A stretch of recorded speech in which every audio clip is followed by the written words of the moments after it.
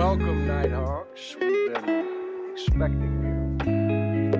The hour's late, but the party is just getting started. I'm Alistair Kovacs, your host for a sophisticated little soiree with jazz.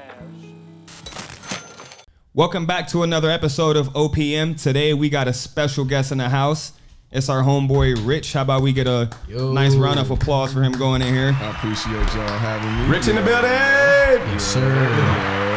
Yeah. It's lit, and I'm the first guest. This the man. We excited for this one. Yeah, inaugural guest for sure. I'm excited. Shit, you know, I'm just glad to tap in with y'all. It's been a minute since I've been able to tap in with y'all at the same time anyway. So. It's been a minute since I've even seen you. Yeah, it's been a long time, man. Last time I seen you was working. I heard you been working. Yeah, exactly. We ain't got no choice. Even when we ain't working, we working. And that's what we come to LA to do is work, huh? No, facts. And I done witnessed y'all do that shit firsthand. You know what I'm saying? So I got much respect for y'all and congratulate. 2.5 years here is a long time, bro. I appreciate it, man. People don't make it. 2.5 years be about the time a lot of motherfuckers turn around and be like, hey, go back home. I'm out here. Yeah. Come on. So, you know, that's an accomplishment and shit. OPM, man, that's how you do it. No, I appreciate that. Exactly. I appreciate that, dog. Yeah. So, we're going to let Rich dive into it a little bit. Tell the people about yourself a little bit, like what you do. You know what I'm saying? Where you from type Why of you thing. so fucking dope? Yeah, exactly. We got to let the people who don't know who this man is, who he is. You know what I mean? Man, I appreciate y'all, man. You know me. I be chilling. I be trying to, you know, just keep it low key. But I'm from Cleveland. You know, we Midwest boys. This is Midwest boys in the house. Make some noise. Make some noise. Ain't no way like the Midwest way. So, you know, I grew up in Cleveland. Played D1 ball down in South Florida at FAU. Nice. Did both of them parts with Juice. Y'all know Juice, my best friend. Yeah. And, I was gonna say, shout out to the boy. Did you meet him in Cleveland or met him down in? We've been best friends for a minute. School, Shit. Yeah, that's dope. Did y'all move out here together? Yeah, we did. Okay, yo, that's and dope. Went to college together too, so it was crazy. But man, our story is, man, I got a whole. We gonna get into that. But yeah, I grew up in Cleveland, and you know, growing up in the city, most people's goal is to get out. You know right. No, for sure. And for me, that ticket was through hooping. And I was like, you know, real big on sports every chapter of my life.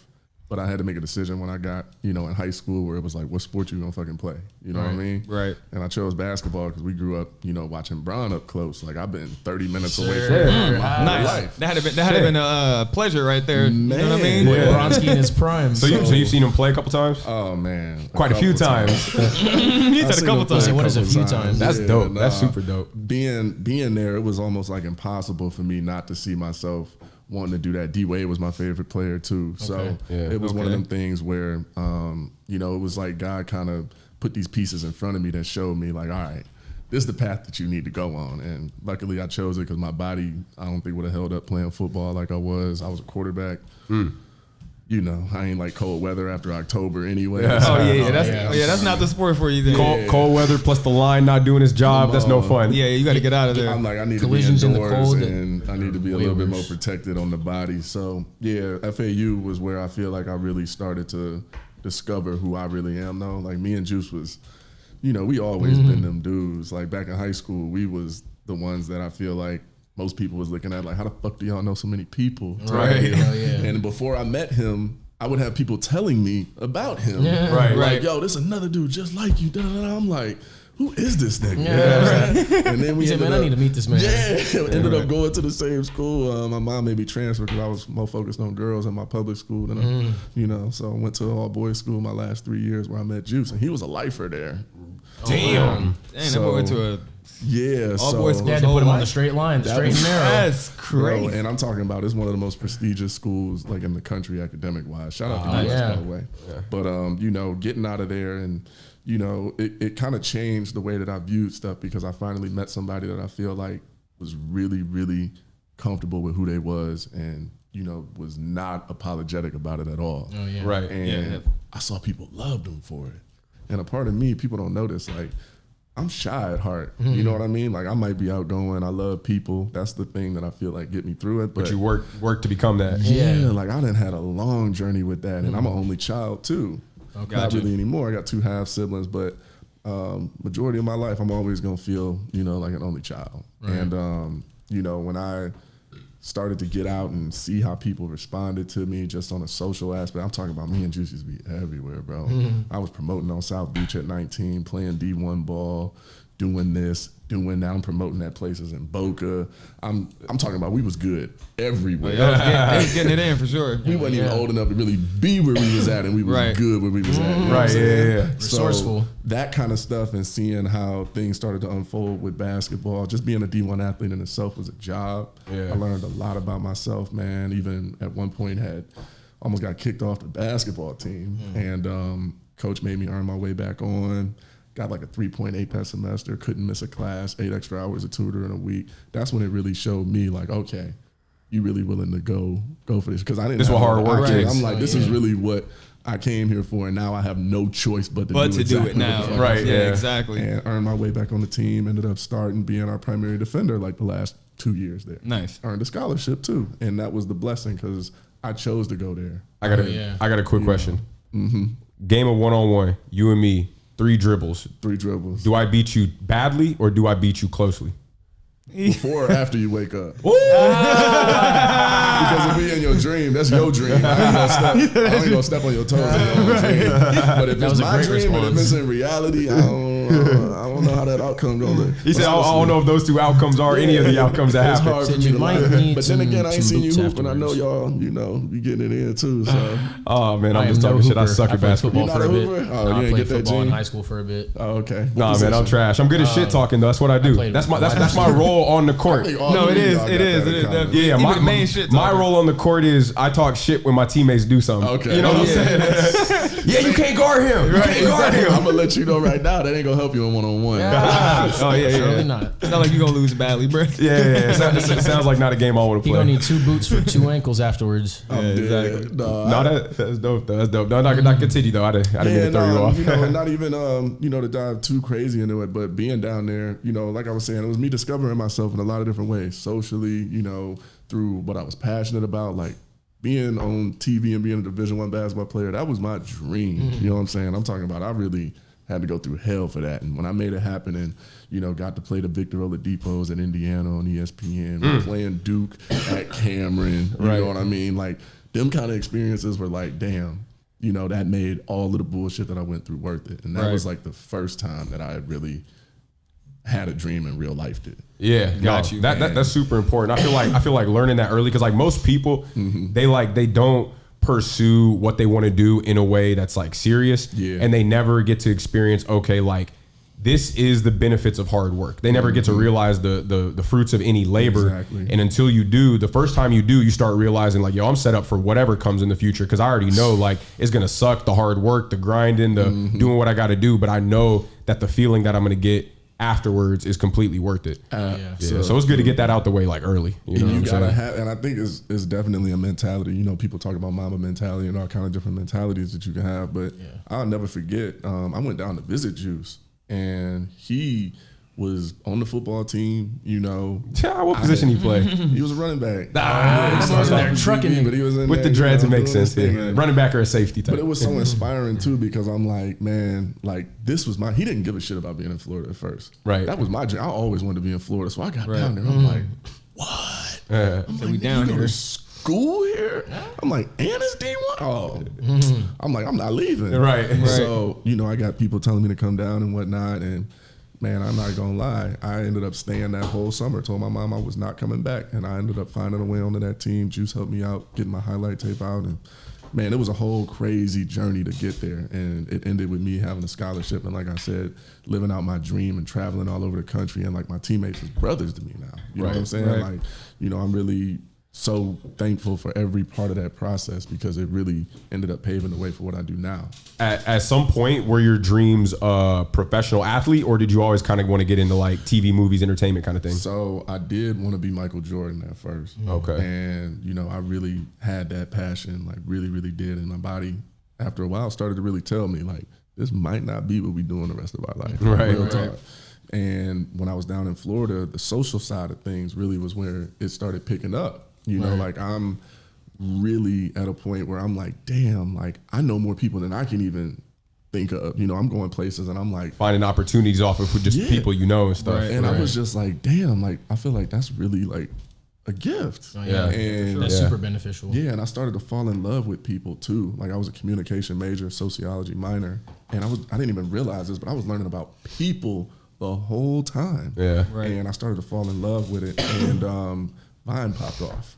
Yeah. And Oh, man. kids start popping up at our school. Like we had the first influencers at our school. Yeah. You know what I mean? And I'm watching, people overnight turn into people that I'm talking about. Most people didn't know who these people were at all. Right. I knew them because I knew everybody. Right.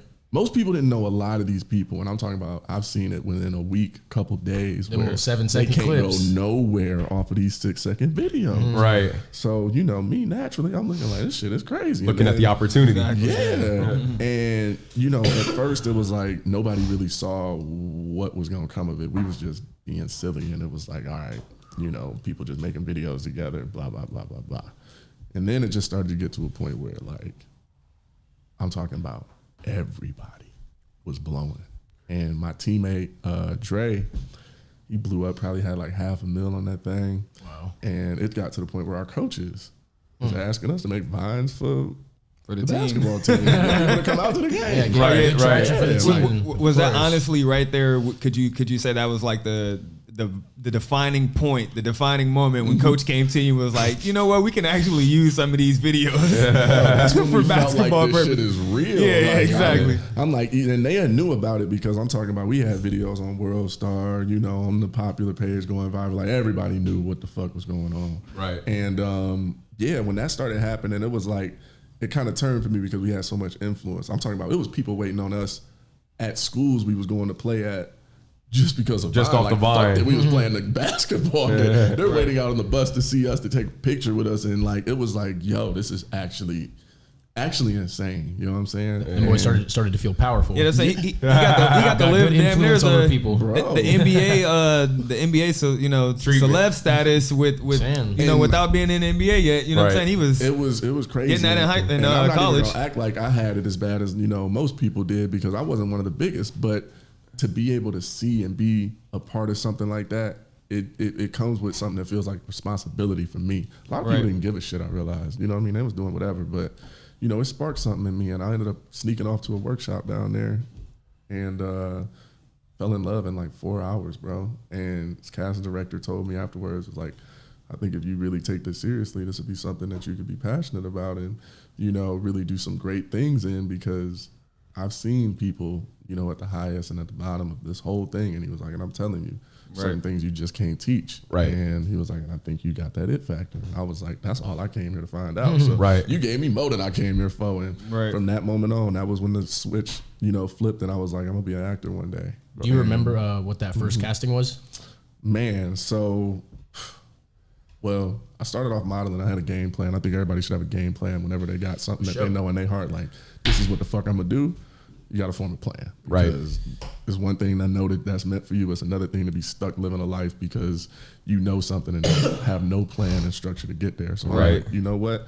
Game plan time. Yeah. Definitely. I'm like, Especially for motherfucker. I was gonna say I feel like that's a good tip, especially for like entertainment. You know what I mean? For sure. Like it's just such a competitive field and such like minute. People get selected. Yeah. That you know what I mean. Like being on gotta top have of a that plan. craft and exactly having an actual plan that you're trying to like execute. And whenever like if you don't execute the plan, you know what I'm saying, you can actually sit back and reflect rather than having no plan, is trying to go through the motions and then you You get just no results frustrated. and you kind of frustrated. It's like the same thing back when we were rapping in high school. It's like if you don't have, like, if you just think you're gonna put out music, you're gonna put out stuff, and the world just gonna flock to what you're doing, and the next thing you know, you're famous. That's not It don't that's happen not the like way that. that it happens. No. And that's the strategy a lot of people take is, yo, I'm gonna drop this video, yo, I'm gonna drop this mixtape, yo, I'm gonna do this, and like. Right. And then they wonder why nothing comes of it afterwards. And it's like that, exactly what both of y'all said. It's like you have to have at least some sort of like plan, idea, strategy for like how. You can't just throw shit at the wall. Yeah, exactly. You're gonna waste a lot of money and a lot of time. You know what I mean? Like, And like there's nothing wrong with wasting a little bit of money and a little time to learn, but wasting a lot of money and a lot of time is not what you want to do. Not at all. Not at all what you want to do. So So yeah, so I that came up happened. with that plan, and So the casting person, he said that you might be passionate about this, and you and did you like take some time to think about, like if that's what you want to do, or are you sold on it? No, You're sold on it. You sold that day, bro. Me and my homeboy ended up sneaking on a set of Ride Along too. Like a month after that, found out that they was filming down there, and we didn't somehow finessed our way into being in some scenes. You know, as featured extras, and I'm like, did you see Ice Cube or Kevin Hart? Crazy story. So I ended up actually being in 2 scenes. Okay. And the scenes were with both of them. Both times. One time Kevin was, they was getting into a Lambo. And the other time I'm a detective walking in and out of the building, opening the door for him. And they walking through talking. Nice. And we actually got stuck inside, me and Cube, because it was a rain delay. Nice. And it was just me and him in the lobby. And they had turned this hotel into like the police station pretty much. Right. So it's people in the hotel that's actually staying in the hotel that, you know, is watching everybody filming all day. I mean, it's a huge production. Right. There's people like, you know, screaming Q's name, trying to get his attention, Kevin attention, all of this shit all day.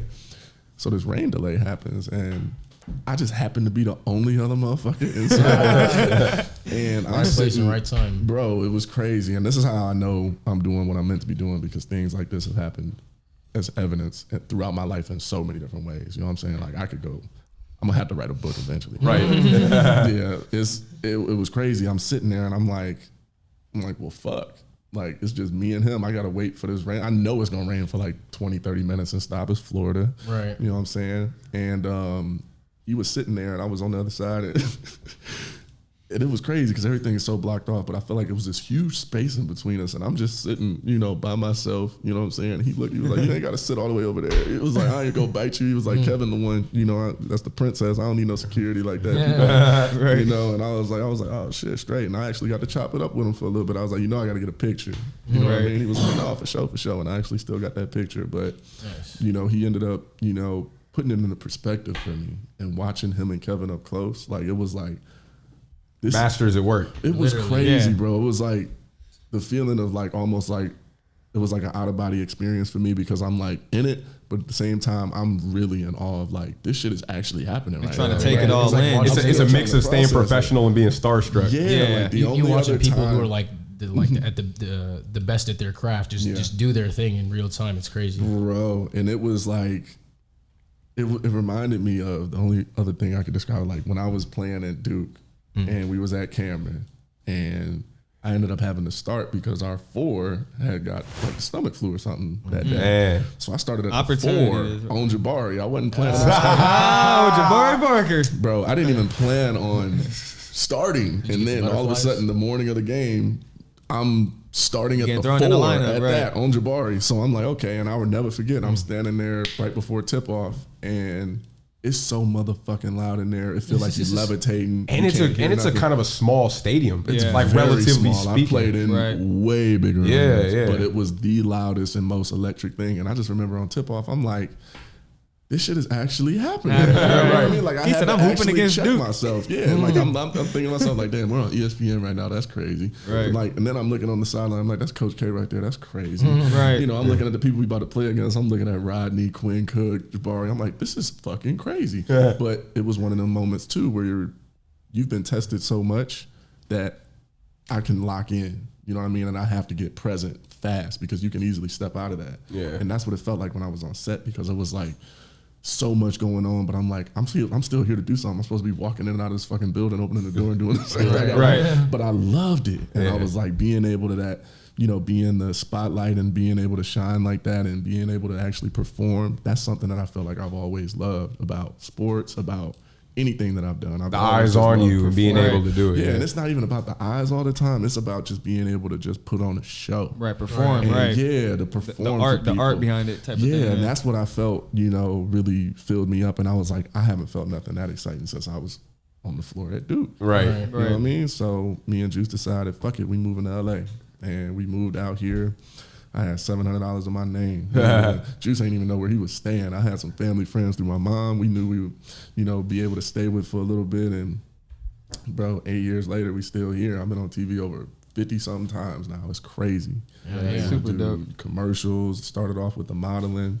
And, shout out to Wilhelmina. I've been with Wilhelmina for I just realized 7 years now. What's that, agency? That's my modeling agency, one of the top modeling agencies in the world. So you still do modeling stuff on top of? I do. Okay, okay. But it's like, I say like modeling like my girlfriend and acting is like my wife. You know what I mean? Got it. Acting has always been my passion. I'm producing now too, but man, it's been a journey, man. It took a while before I really got able to do it in the ways that I really wanted to. It definitely didn't come easy. Like I've been homeless through this shit. I didn't, waited years in between booking shit, like all of that. And it's only been 8 years. I feel like I've been doing this shit half of my life. How old are you now? I just turned 30 in April. Hey, man, happy birthday. April what? I got April birthday too. April 25th. Hey, mine's 12th. 30 is the new 20, dog. You young. You young, dog. You young. Definitely is the new 20 for sure. Sure. So it's been a journey, but I'm thankful. And man, everything that's happened, I feel like definitely plays a factor in everything I do now. So a question I had was, okay, I've been somebody my entire life who I'll lie and I'll lie to myself to be able to sell the lie even harder. Right? Is that like similar to what acting is? Like, do you have to just like tell yourself like, I am this person, this is who I am, like I'm no longer rich, I am whoever I'm trying to act like what do you do to act your best? I think I get what you're asking, and in a sense I'm gonna say first, the short answer is no. Okay. The long answer and why I'm gonna say that is because parts of that are true. It's not a matter of telling yourself lies. Acting is all about truth. Okay. And living your truth. So, if you were lying, you wouldn't know how you actually feel. How could you truthfully portray something that you don't actually, feel? Right. So, like, even if you were playing a villain or something, for instance, you got to find justification for why you like this character so that you can put yourself in his shoes. You got to tap into some little dark thoughts for a moment. How often do you see a villain doing something because they think it's a bad idea? No, in their eyes, they're doing exactly what the fuck they feel like. Exactly. Justified, yeah. So, acting really is about, understanding how you feel about, the relationships and the people that you're dealing with. You got a scenario that you're dealing with and you got stakes. How much does it mean to you? You usually have an objective as well. What's your objective in this scene or as a character? Or, there's so many different layers and, I could go on and on about this, but, it's about putting yourself in imaginary situations and behaving truthfully.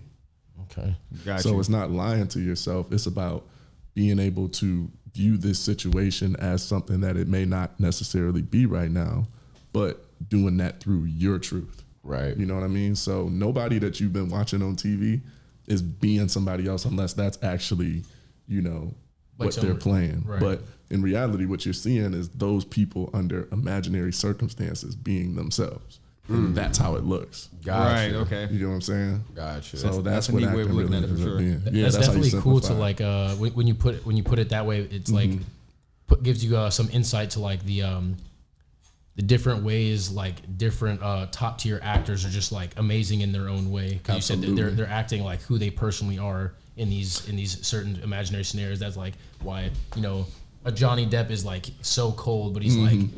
He's cold in his own way compared to like a Leonardo DiCaprio or like a Will Smith or people like that. And that's why nobody can duplicate that. It's because that's them. It's like their own personality, their own like flavor on the actual, acting at a high level. It's like an easy way that you could put it is like everybody can, think about how many different dishes people can all make, but everybody's tastes different when they make it. Right. No, like exactly. We want to see how you make this particular banana dish. pudding. Right. You know what I mean? Exactly. Like, no, I want to see how you make your yams. And to that point, there can still be like a bunch of different high level, are really, really good tasting banana puddings to your point, but they all kind of still got their own little distinct, flavor to it. You know what I mean? Mm-hmm. That's dope. That's definitely a nice way of looking at it for sure. It's like just finding the... Sounds beautiful that way. Very beautiful. It's almost poetic. I was going to say it's poetic. It's almost poetry. Like looking at a very beautiful painting that makes you tear up a little bit. It's very nice. It opens the mind. Helps you be able to actually do it though, because if you're coming from a place of anything other than what's here, it's going to be so difficult because your head will go wherever. Right. But you got to know how you actually feel about shit. And so most of the training comes down to just peeling layers off of yourself and discovering who you really are. It's really a matter of being able to do that. The best actors you see are the best actors you see because you're not watching them act. Right. You know what I mean? Right. Motherfuckers are out there living that shit. Right. And you can't teach them at all. Yeah, like can't nobody tell you how to do you. Yeah, speaking of, I had an interesting question for you. If you can play anybody, any real person, you know, throughout history, who would it be and why? Ew, that's a good one. Ooh, it's a tough question because I just had the situation slip through my hands not too long ago. Okay. And it's Michael Jordan. Hey, okay. And I got show being pitched right now. It's my baby. It consisted of my character playing a young Michael Jordan in a movie and blowing up. And I'm not gonna give you too many details in case somebody out there trying to steal my shit. You know, He said this is LA. They do be stealing ideas out here. Oh yeah. It had to do with something around that because when I first got into this, one of the things that I always felt for myself, I was like, I'm gonna play Michael Jordan one day. I don't know why, it just came in. You do look like a young Michael Jordan. Yeah, I'm like nobody else in Hollywood looks more like you know, I'm overqualified. Literally, right? No, literally. He's got the basketball resume. I'm like, yeah, nah, this definitely is gonna happen, and if it ain't gonna happen, I'm gonna make it happen. 'Cause I'm gonna write it in my motherfucking show, and we're gonna You get said that. on some winning time kind of thing. Yeah, and man, winning time is another story we can go into. Yeah. But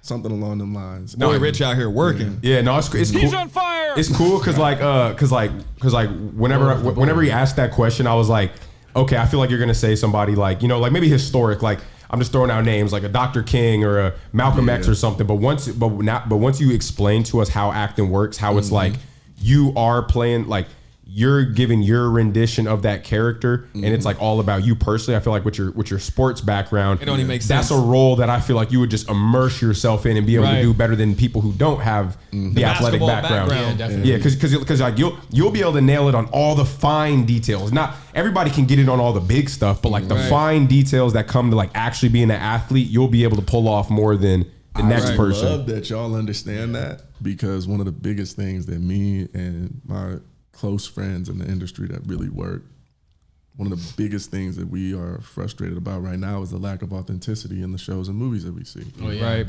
And to hear, and we have these conversations with other people outside of the industry as well, so we know what the fuck people are feeling too. Right. But we've lost some big life-changing roles because of technicality and politics. All right.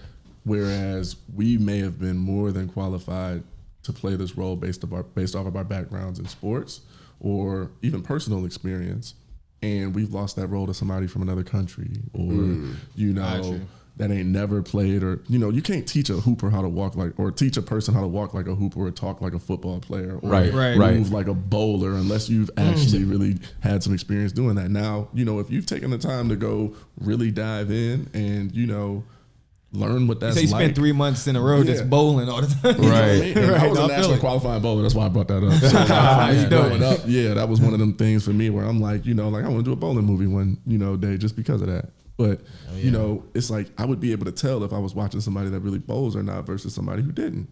Same thing with basketball. You simply don't. They might be able to like sell the other real life. Yeah, and they might be able to sell the other scenes at like a top-notch level, but exactly to people who really know that sport or whatnot, especially if they're into acting or whatever. They're definitely going to be able to peep that out. And you need that combination, bro. When you have that combination of both, where they have the acting chops and they have the background and whatever it is y'all doing, a specialty. I mean, they say that that's what they want, but a lot of times it doesn't end up folding out that way because the people at the top want somebody just because of their name. Exactly. Right. That's a tough position to be in. That's where I'm at now, and I deal with that shit all the time. It's almost a name brand thing at this point. I've lost double-digit life-changing roles that I have been more than qualified than the person that's gotten booked on paper. Well, any particular big names out there you just want to throw out there? I ain't gonna throw. I'll throw one of them. Though I did go out for Spencer on All American, and that story was almost identical to how I was in middle school. Wow, got you. Okay, yeah, and that shit blew up. Yeah. And he had never played high school football or nothing, which is crazy. I bet a great example of something like that, how you were saying, is like, say you're doing a boxing movie and you get someone who's never boxed or even fought a day in his life, and you give him 6 months of training before the movie of some little standard fighting boxing practice, whatever, and then you get someone who's got 10, 12, 15 years under their belt of Still not gonna be able to experience. catch up. I'm saying you're not going to get, to Juno's point, you're not going to get the fine details right of this person who's been doing it over a decade.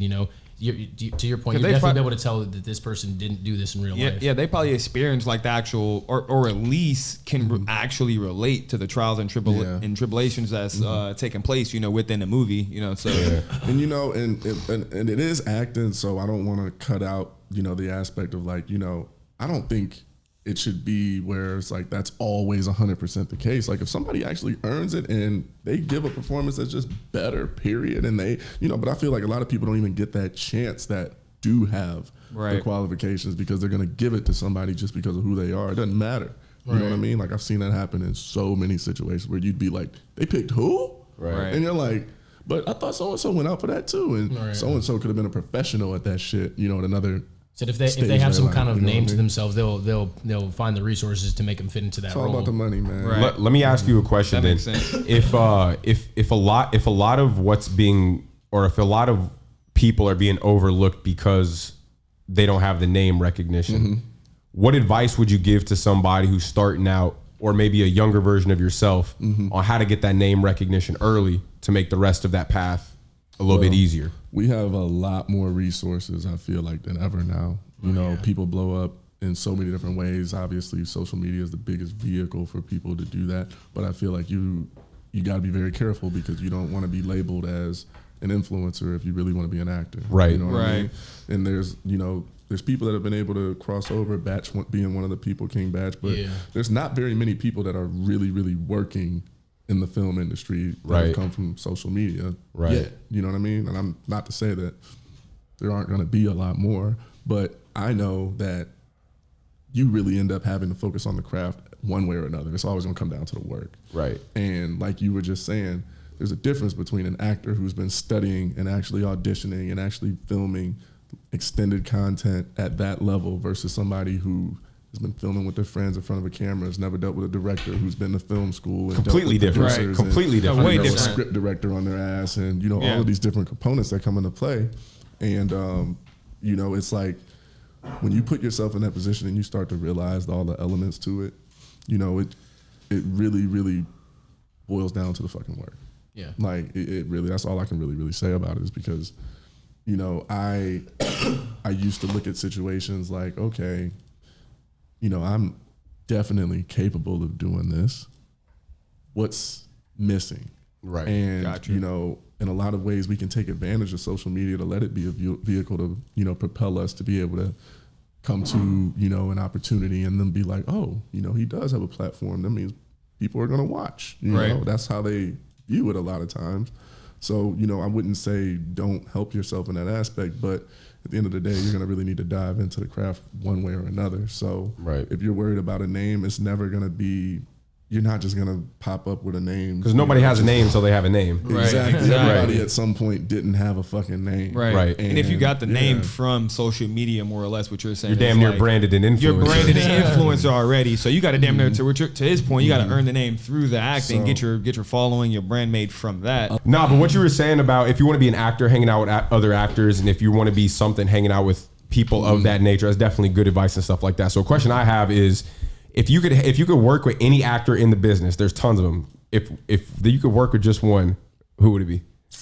And I want to add too, it depends on like what way you're looking at that. Like if you're looking on the aspect of like somebody that you're like working with because you just truly like admire their work and like, they're like, okay, this is that person, this is that guy or whatever, or somebody also, what I'm saying, who is just like somebody that you feel like you can like learn from and would just love to just actually like work with and just like be around and have that actual like right. Exactly. Like my question's more from like a fan perspective. His question's more of like from a professional perspective. Okay. Yep. Fan perspective.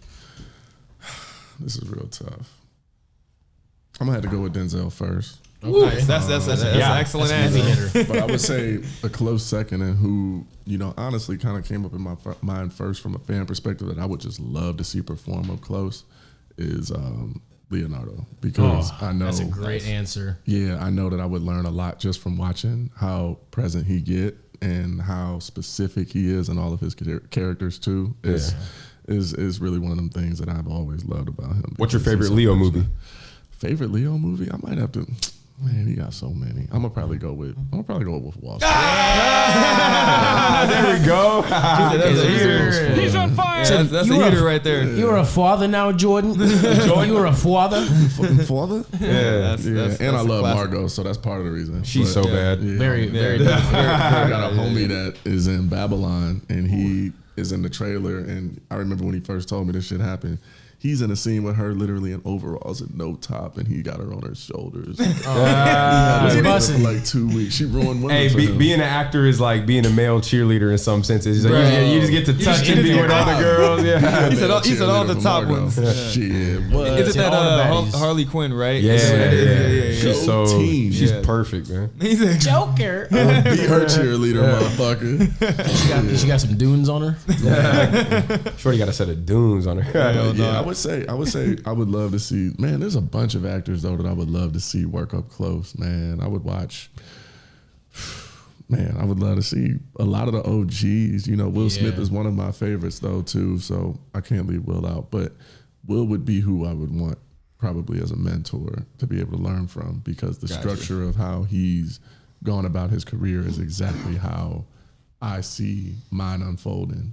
From him producing his own movies to, you know, the depth of his movies. He actually really takes a lot of time to think about the roles that he's going to play. He doesn't just do movies just to be doing them. Right? You see people. His range is crazy. He plays everything, and that's what I love. Like, I'm a deep person. I love sports and whatnot too, but I'm also deep in like my favorite genre is thrillers for sure. Psychological thrillers. I could watch them shits all day. So to be able to, you know, do those type of movies would be something I would really, really love to do. Yeah, those movies are definitely dope. Those movies that have that like twist at the end and it's got you on the edge. It's not quite like a scary movie, but it's like it keep you on the edge of your seat, keep you thinking, and then it got that little twist moment. Yeah, exactly. I definitely like movies like that for sure. Those like action thriller type of movies. To a similar fan/professional question. What's your favorite movie? As a fan, what's your favorite movie that as a professional you're just like, damn, that acting performance was crazy?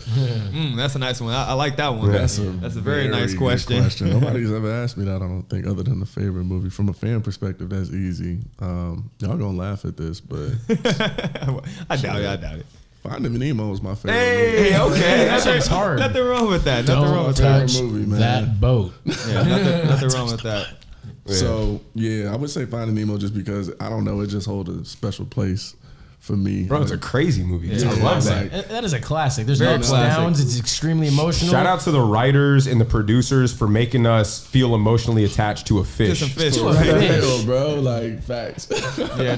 You got us hating the humans in the video and loving the fish and loving the movie. The fish way fucking more. All the animals, shit. Right. I love all the fucking animals. The birds, the fish, the shark. They snap. That is such a good movie. Definitely. A lot of life lessons in there, man. Y'all can learn a lot from I'm not gonna lie, it probably slips into my top 5 Disney movies. Come on, everybody. It probably gets that fourth fifth spot. How many people in the world do you think know P. Sherman 42 Wallaby Way, Sydney? Bro, how many people you think actually tried to go? I was in Sydney. Come put that into Google Maps. Where that I was there. Like, I'm gonna find out if this is a real street or not. No, it's not a real street. But there is an office that kind of looks like what they did from the movie that they think it was using like a dentist office. Yeah. It was like I don't even know if it was a dentist office though, but it looked identical to the point where you like.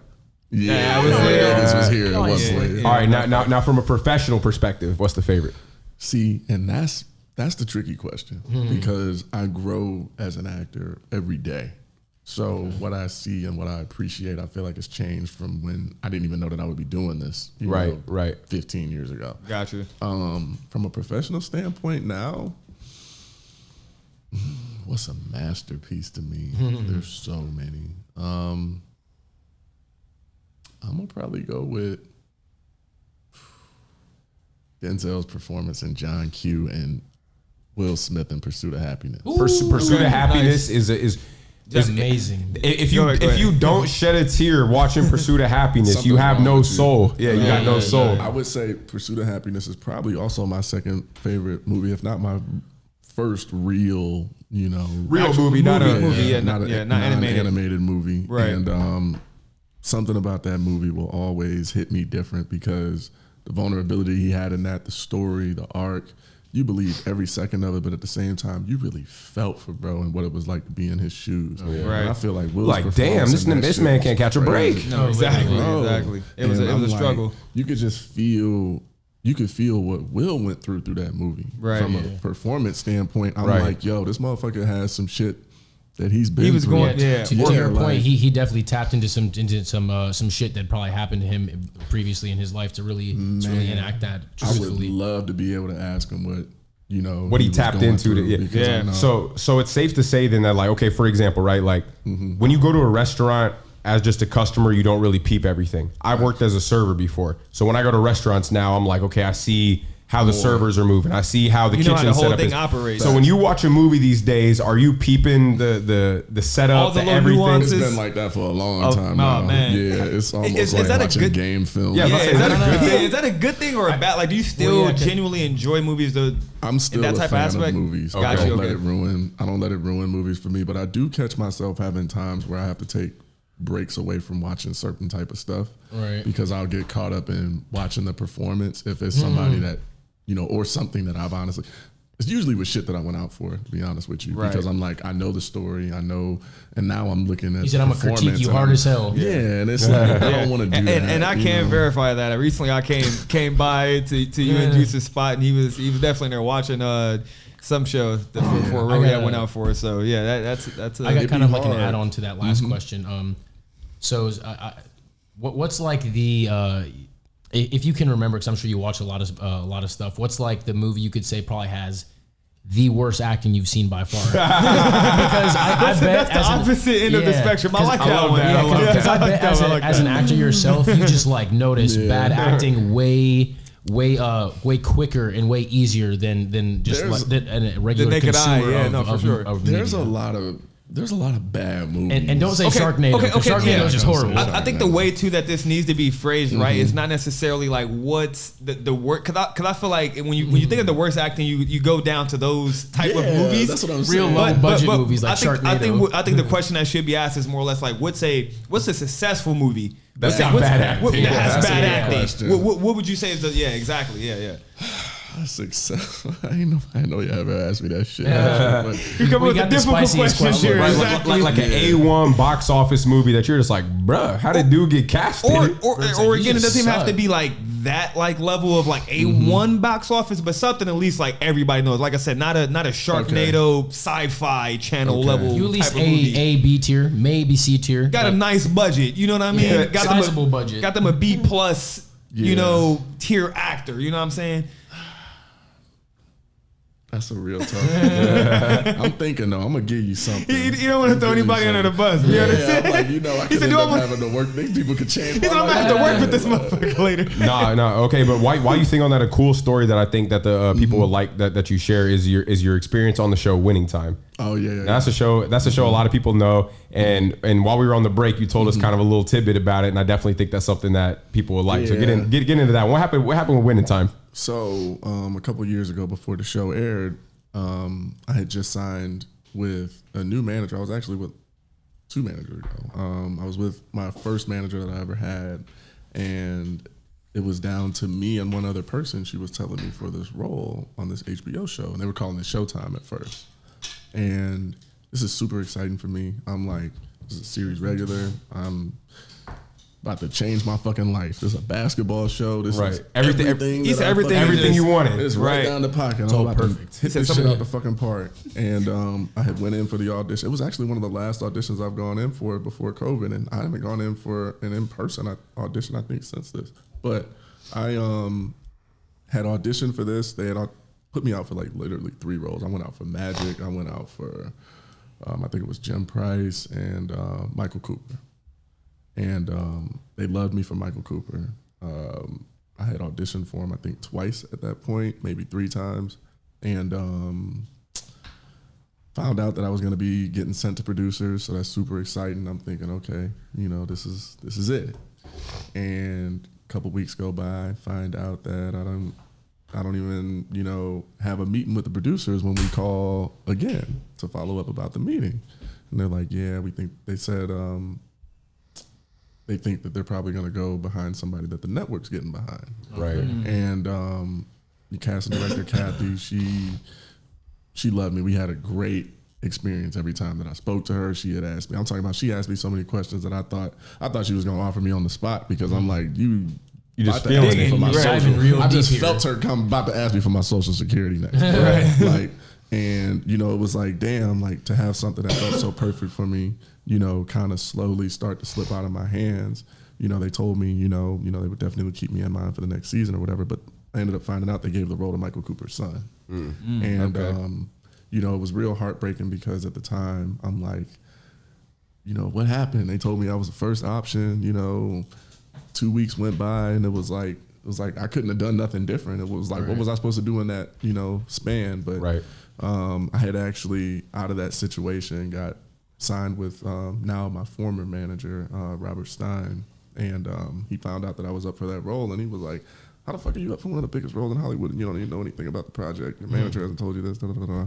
And, you know, that was kind of where me and him had connected. But, you know, it ended up teaching me a lot, but also it was like not my first taste of having something like that happen, but it was also a reality check of like you in the neighborhood. Like it was just you and him and he gave it to his son. How upset can you really be? Right, exactly. I mean? And a year after that to the day, Universal ended up booking me on Young Rock, and I played Michael Irvin. So nice. You know, congratulations. For those who, shout out to our boy for that. Yes, sir. Yes, sir. Yes, sir. Yes, sir. Yeah. So that was the blessing that ended up coming. You know, it was like it was delayed, but the experience that I got from Young Rock and the family that I got from that too, like I would never, you know, because I wouldn't have been able to do that if I was on, you know, Showtime either. Yeah. So, you know, watching how it unfolded and seeing what I needed to learn and, you know, learning more about the game and all of these things as a result of that, I'm grateful for it, you know. So next season, they auditioning now. You know, I'm not going to give you too many details on it, but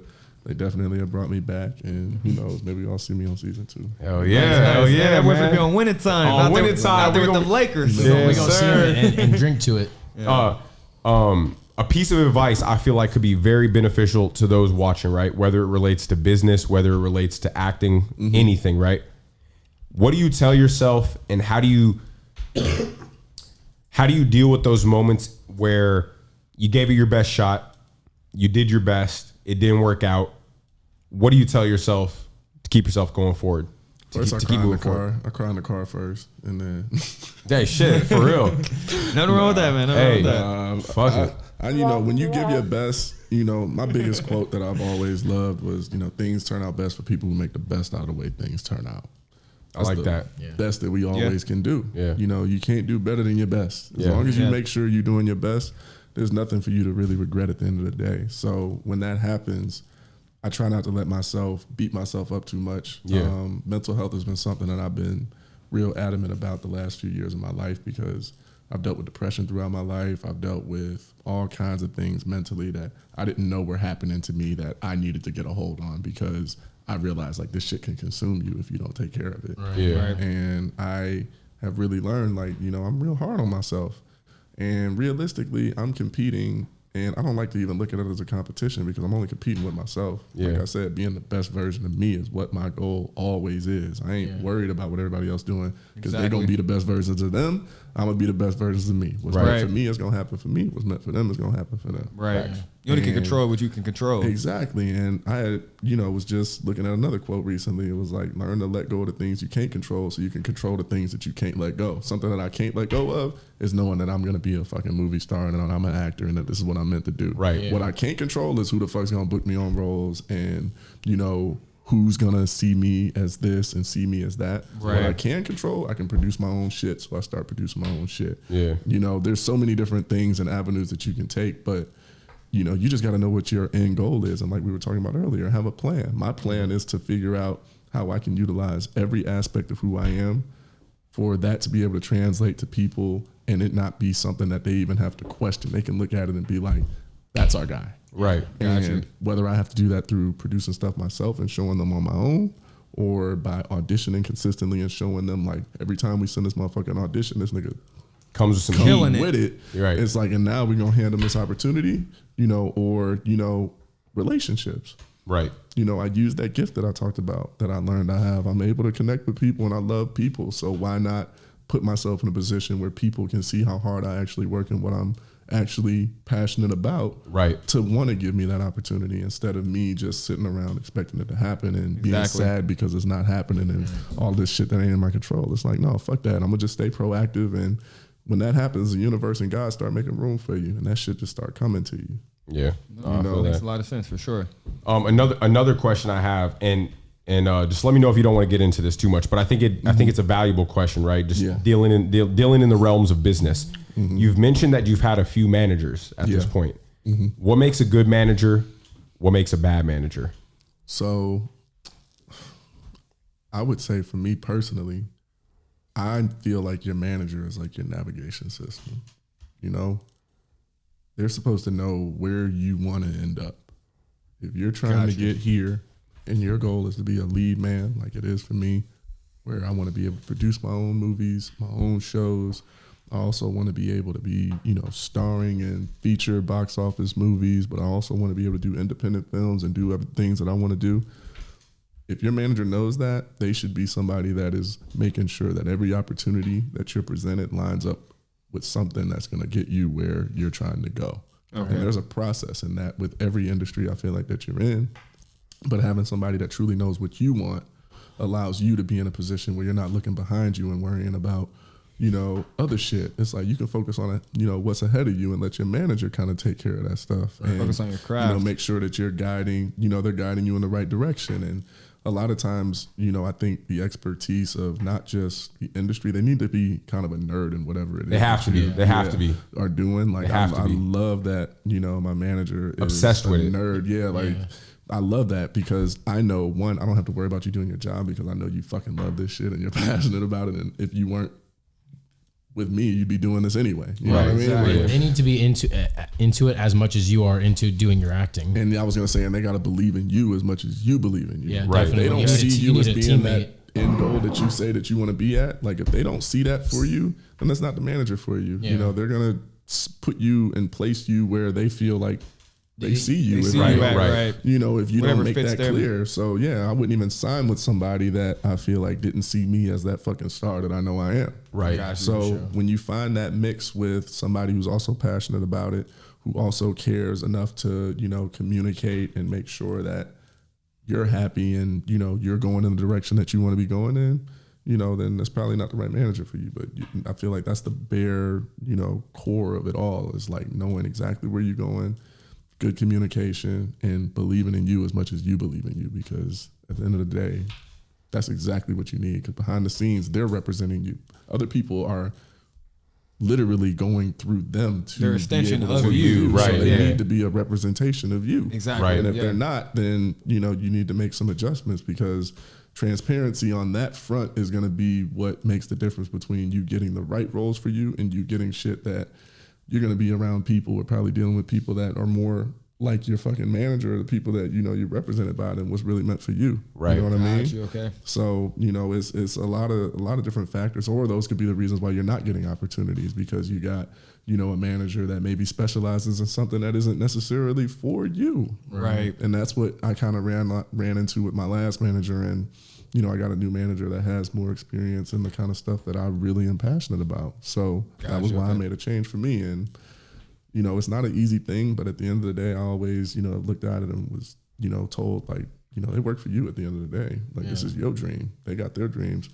You got to make sure that this aligns with yours. Right. Exactly. So, I'm like, okay, I need to start finding out ways to make sure everything that I got in my team and in my circle aligns with where the fuck I see myself going and where I know I'm going. Definitely. You know what I mean? Definitely. So it's like, if I feel like they don't believe that we going there, can't fuck with them. Yeah, you need they gotta be on your team 100%. Yeah, they just not meant to be part of your team. Don't mean y'all can't be cool. Yeah, but it's like, that's just business. You gotta do what's best for you at the end of the day. Yeah, no, 100%. I definitely can agree with that. Yeah. Did you have any time to ponder on the worst acting production you've ever seen? Top-ish tier Worst acting movies. production. Honestly, you go back to maybe you could open it up to TV shows as well if that makes it a bit easier. Okay, I feel like when you go back, honestly, like I think '90s had some of the best acting, of our generation for sure of just being able to see movies in the early 2000s. They always clown me for my I wouldn't say obsession, but for my love of things from the 90s. That boy love him some 90s. Like, really, things were just great in the 90s. You know, what can I say? I love my 90s movies, but I feel like there's a couple of them where when you rewatch them now, you're like, damn. Yeah, like he said that guy. I swear it wasn't this bad before. Yeah, I would say it's the nostalgia. I would say probably one of the worst is Friday After Next. Oh, okay. I want Most some. people wouldn't say that, but let's hear why. The why, it was just because it was almost like it felt like an extended sketch movie. Like they were just doing skits the whole movie, and from Friday and Next Friday, those were two movies where, you know, just from a fan perspective, I was like, man, this shit was truly funny from beginning to fucking end. Right. I was invested and believed this story. Right. Friday After Next, it felt like these motherfuckers was literally just out there trying to make something to make people laugh. And it was just almost overboard at times. Yeah, I feel like it still was very funny, but I definitely would put that Friday as my like least favorite Friday. Even though at the end of the day it still has like so many funny ass scenes. Yeah. I think I've never. Which one is that? The one with Day Day and they're in the Rancho Cucamonga? No, that's the second one. I think that's the one where he's got the. He says that. Yeah, that's the one with Cat Williams. This barbecue so good to make you want to slap your mom. Yeah. That was probably the funniest part. Yeah, like I said, and then he actually ends up hitting his mom later in the movie. Right? No, that's the funniest part of the movie. The other parts, it was just like, yo.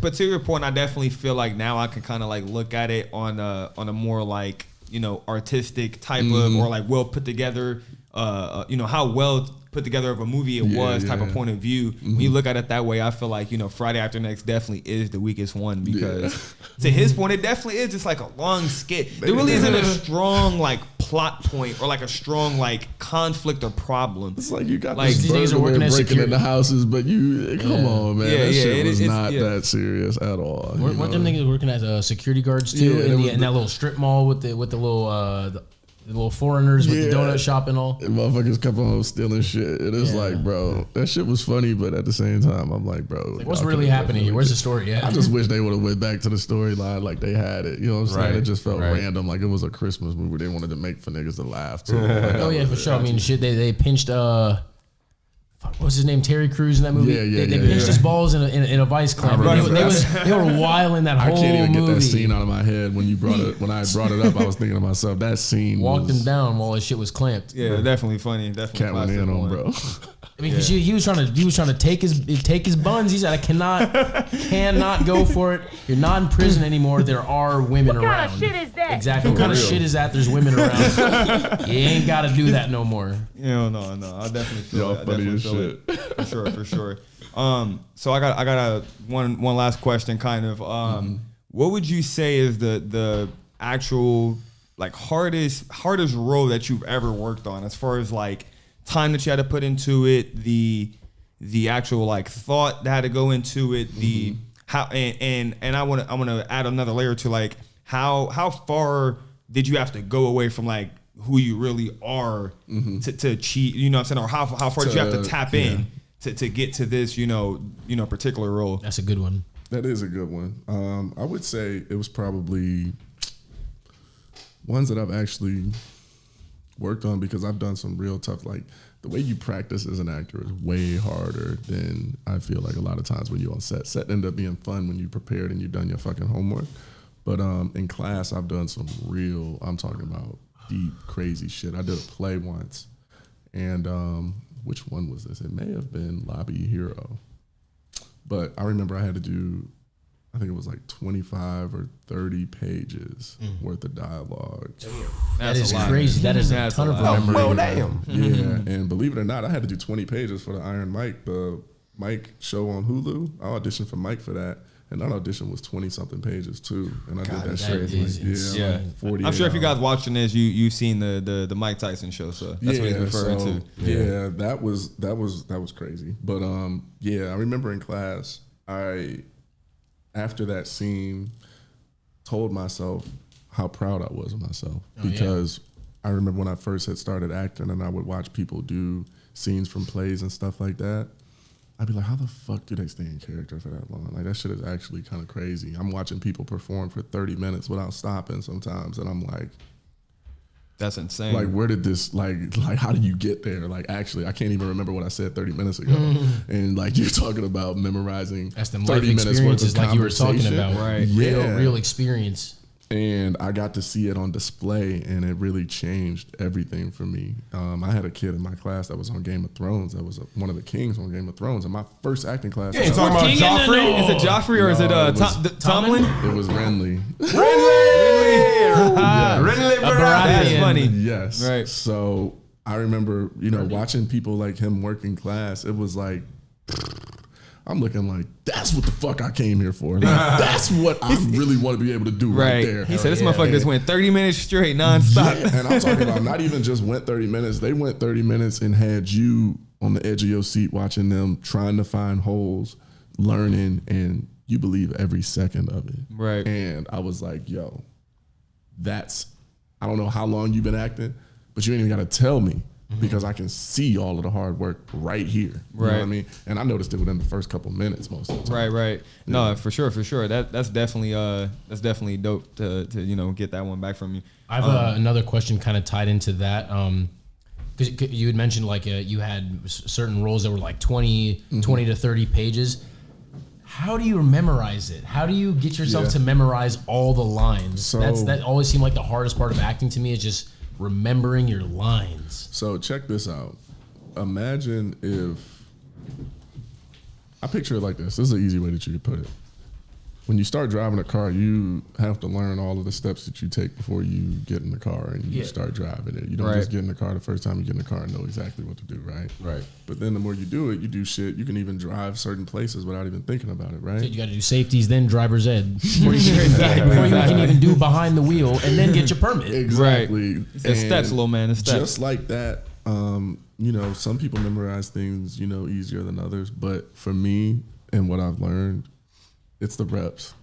I've done thousands of auditions at this point, like no lie. Like there's been weeks that I've had 7, 8 auditions and none of them shorter than 5 pages each. You know what I mean? That's crazy. And it's like you get to a point where it's like hooping or any sport that you play. The more reps that you get in, the easier that shit becomes. And now, I can read some scenes, and usually about a third time or so that I read it with somebody, if I'm actually physically reading the scene, I usually have it memorized by like a third time. Brain swole as hell. Swole brain. Amazing at remembering brain shit. strong. Brain big as hell, boy. But it's not even just, I feel like, a matter of like intelligence in a lot of ways. It's No, we have one more charge battery. We're gonna keep going. Yeah, I was gonna say it ended up coming down to a lot of listening. Okay. When you've really done your homework on, the characters that you play in, and you're really listening, what the response is. And a lot of it, 90% listening and 10% reacting. So the memorization becomes easy because, you're usually compelled to say something when you've actually done the homework and you're familiar with, the context of what's going on. So right, exactly. You damn near want to chime in more. Yeah, but at the same time, you got to be unassuming as an actor too. You got to act like none of this has happened before. You know what I mean? Every time it doesn't feel like it's never happened before. Yeah. So tapping into that makes you have to be even more present. Like if we were doing a scene, I would be listening so closely to you guys that I would be able to tell, in your voice if you're feeling different from each time that you're saying whatever.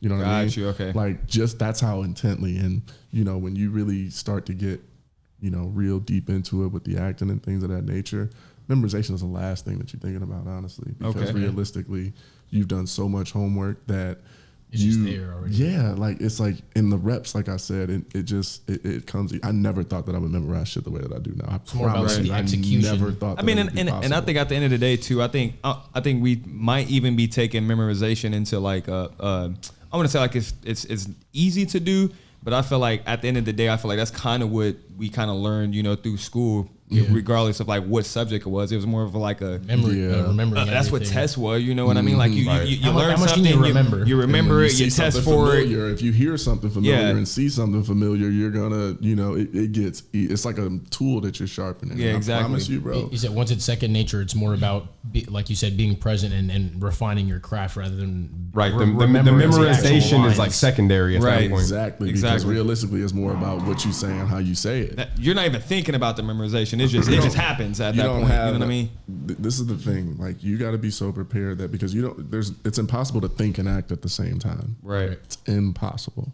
So therefore, when you're really working, you better have done your fucking homework, because you don't have time to be sitting there thinking. You're going to have 3-4 other people giving you other shit to worry about and notes that they're going to want you to be changing and tweaking. Right. Where if you're not even already prepared, enough to know the relationship, the stakes, who you are, why you are the way that you are, where the fuck you are, all of these different things that they shouldn't have to be able to, have to tell you.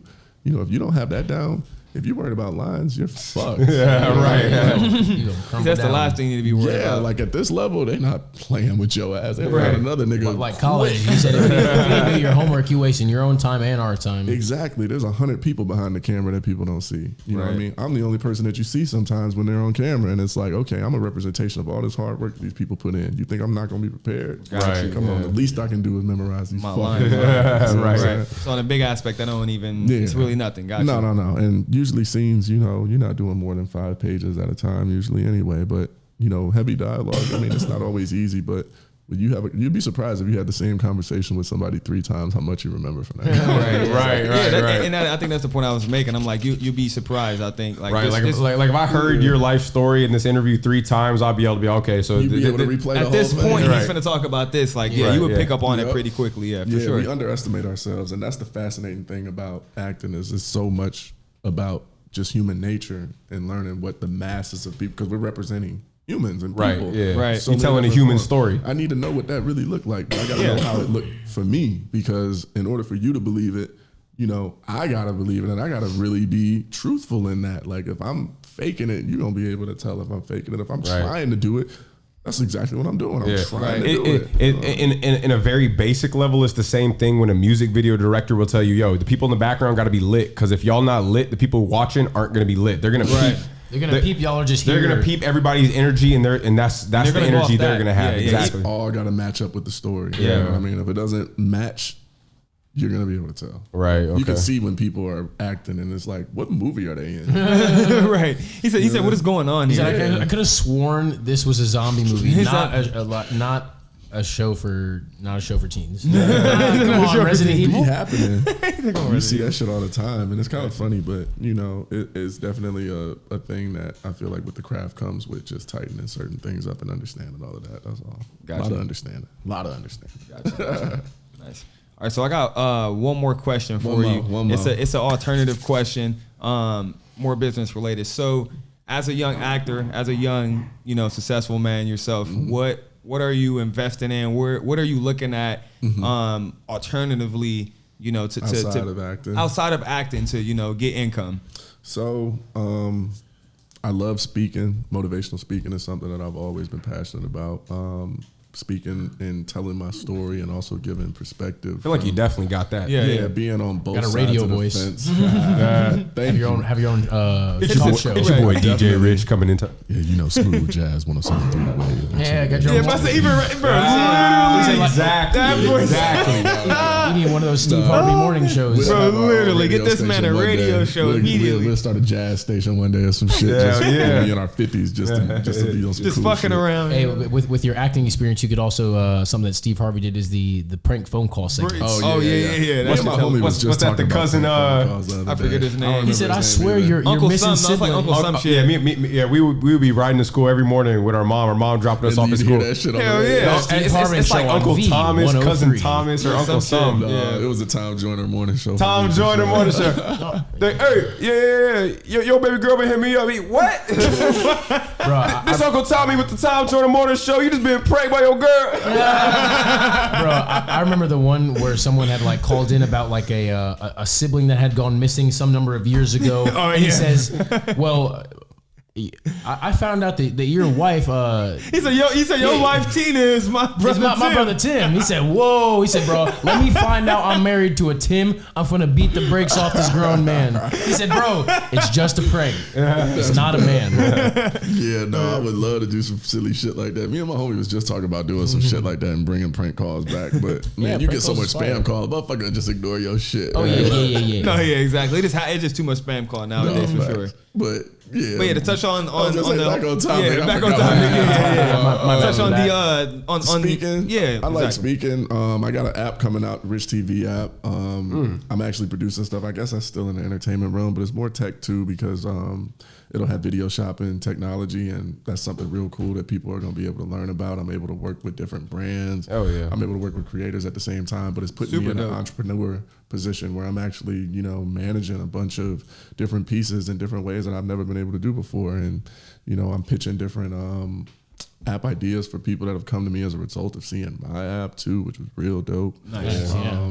To inspire the people. Opportunities, creating opportunities. Yeah, no, absolutely. And, I'm constantly doing all kind of things. I'm a hustler, man. I've always been a hustler, but only way to do it. Yeah, a lot of my stuff. You wouldn't be at the other people's money table unless you was a hustler. Yeah, you feel me? Yeah, now that we're men, till it's over. But yeah, I mean, I got a lot of different ventures, including me and my mom actually have a company, the Midwest Way. Yes, sir. The Midwest Way is only one way. It's the Midwest Way. 4 seasons. Come on, now we get snow and rain. That's actually our trademark, man. Ain't no way like the Midwest Way. Yes, sir. And we got a gourmet sauce. It's like a barbecue sauce that's inspired by like one of my favorite barbecues back in Cleveland. And we made a healthy swap version of it. And it's fire. I'm telling you. I'm gonna have to get y'all some. Yeah, I need some of that. Come on, man. We need some here at the household. I be on the fitness thing, so like whenever I do eat sauces and stuff like that, I like to try to make sure you need the healthy sauce. I need the healthy sauce. It's a good. We like can't be overloaded in sugar. We call it the Midwest Way gourmet sauce. So, okay. It sounds healthier than other shit anyway. I'm about to slide down to one-on-one, pick some up. We actually gonna be working to get that in Whole Foods, Etsy, Amazon, everywhere. And hey, let us know what we can do. For sure. I'm gonna have to get y'all some gear too, though. Whatever we can do to help you, support you. You know what I'm saying? For sure, yeah. And I appreciate y'all too. The Midwest Way, that's the name of it. Me and my mom, started this because we wanted to do something together. And super dope. Do you guys have a page, anything like that for it? Say that again. You guys have a page for we anything do. It's like at that? the Midwest Way on IG. We'll drop it. And we have at the Midwest Way gourmet sauce. I think one of the two, gourmet sauce or whatever. But at the Midwest Way is the main We'll page. figure out what it is. We'll drop it for sure. And one of the cool things about that is 10% of the proceeds go to random acts of love. And that could be anything. So it could be a kid that needs school supplies for school or clothes for school. Anything that we feel like, would immediately help somebody in need. Yeah. We, donate 10% of that money too. That is super dope for sure. Yeah. Round of applause for that one. Yeah, one of our babies. I appreciate it. I feel like you only find black-owned businesses really, really looking and showing love to people like that. Yeah. I mean, obviously you find some white-owned businesses, but I feel like especially black-owned businesses always know how to look out and support people. Man, we got that's part of our culture. Do it ourselves. You know what I mean? Exactly. That's part of our culture. And I mean, if we don't show us love, who can we expect to? You know what I mean? And we gotta love us first. Yeah, because we don't believe in being held down systematically, but there's definitely obviously some oppression everywhere. So definitely to your point, if we can't support ourselves, really, like who will? That's how exactly. I feel, and that's why I feel like a majority of the stuff that I'm doing to put myself in a position to not have to, rely on anything outside of the circle that I've created, and that circle is filled with love, support, and winners, all of the stuff that I fucking need. Genuine relationships, and the only people that's allowed to come in is the people that fit the qualifications of the motherfuckers that's already in here. Right? Exactly. So, doing that has been real dope, especially working on this with my mom. And I got other things like clothing lines and stuff that I got, prospectively that I want to do and, stuff like that. But I haven't really been able to get out of the entertainment bug yet because I'm still at, the early stages that's of your passion career. And there's nothing wrong with that. So almost everything that I do in one way or another is around entertainment. And that's part of the thing with being an actor is that it's not just a job, it's a lifestyle. Like you really have to form your life around that shit, or like they it's say, not gonna work on the level that you want. If you do what you love, you never work a day in your life. Facts. Exactly. I've never felt like I've been working when I've been on set. I mean, it's hard work, but at the end of the day, it does not feel like fulfilling work. Job. Yeah, exactly. Yeah. You know what a job feel like. You know what a job if feel like. If you work the job in any way, sort of form, you definitely know what that feels feels like. like. Jobs at this fucking table. Yeah, it's a particular feeling for sure. Yeah. 100%. Jobs ain't never been for me, man. Longest job I had, I think, was 6 months. Hell yeah. Hey, Yeah. nothing And I wrong with was that, man. working on entertainment shit the whole time. Hell yeah, and that's great. I love that you're doing that with your mom, because the family-owned businesses are just amazing. Yeah, no. Keep it in the family. Keep That's it in my the girl, family. We believe in that as For well. sure. Yeah. For sure. And So shout out to them Lehman Carter boys. Come on, man. Shout out to the Midwest. Man, shout out to boys. Rich's mom, man. Yeah, shout out to shout out Rich's to mom mom, for sure, Yeah, for sure. man. Yeah, Come on. Love you, Mom. Mama Rich, that's what we're gonna Yeah, call it. right, Mama Rich. You call her that, she'll roll with that. But The goat. We got any closing words? No, I mean not really. I mean, for those who don't know, I've actually taken like a little interest in, I'm gonna say a little interest, actual interest in, doing some acting, some commercials and stuff myself. Rich is kind of, helping me with that, giving me his knowledge and stuff. So, shout out to the boy for sure. You know what I'm saying? Always. Can we First get off, applause, please? first off for pulling up to, the actual, podcast and whatnot. And, secondly, just being a genuine friend, helping me, navigate, giving me the things I need to watch out for, the things I need to be prepared for, and just giving me the sauce in general. So if you guys see me in some type of naturally planned commercial, it's because of this guy here. Hey, So man, He has been working out. He might be in some kind of Nike commercial, you know what I'm Adidas, saying? Under Armour. Exactly. Hey, that's the reason why you got to make sure you choose the right friends, because Exactly. if you choose good friends, your friends are going to be there as friends, but they're also going to be there to help you with opportunities and put you on elevate you. to Everyone's elevate gonna you. be There you uplifting go. each other. It's going to be a great beneficial. There you go. Win. Yeah, exactly. Wins And on all top over of the that, place. everybody's friends too, so it's great. We all enjoying it. No, for sure. those yeah. are real friends, though. Oh, I yeah. feel like, Hey, make sure y'all go and follow the boy Rich on Instagram. Yes, sir. We'll have a handle for you. Somewhere. Make sure y'all guys order some sauce. Make sure you guys buy some t-shirts from the Yeah, man. get a shirt. Come on, man. What's the next thing that's coming out that they can go check out? Yeah. What's Man, so I shot 2 movies earlier this year. One of them is called The List. The other one is Meet and Miss Lee. I just found out I think Meet and Miss Lee might be coming out in the spring. Okay. The List, I'm honestly not sure. I shot that I think almost a year ago now, so it should be sometime soon. That'd be the Could you crazy give us thing any- about this industry, man. I do shit sometimes and I forget about He it. said, "Damn, that movie is coming They gotta out." put it together. Yeah. So, The List is actually a comedy. It has Halton Sage in it. I love Halton. We have a real funny little situation. It's about a girl who has a list of people that she, wants to sleep with. A whore. Yeah. Oh, This is the thing. damn. It's because a whore. But look, it's because her fiance slept with his dream girl, so she Okay, feels she's like on the dirt. only She's- way is she's to even vendetta. it out. Yeah, and exactly. I'm- It's getting real. It's vengeful getting women. real toxic. Yeah, I'm one of the people on that list. So Yes, sir. I need another shake for that. The man's rich, coming in there, home breaking a little bit. What are 2 to 3 things right now that you got out that people can access right now? Yeah, if they want to check some shit out. Want to Yeah. go check out some of Y'all wanna his check work. me out? Definitely. Well, John Henry. I'm not sure. I think our Netflix contract just ended, but it's on Amazon Prime, Tubi, all other streaming platforms. That's John Henry. I play young John Henry in that. Terry Crews and Ludacris are a part of that. You might have seen it on Netflix. That was the number 1, movie on Netflix at one point when it first came out in the pandemic.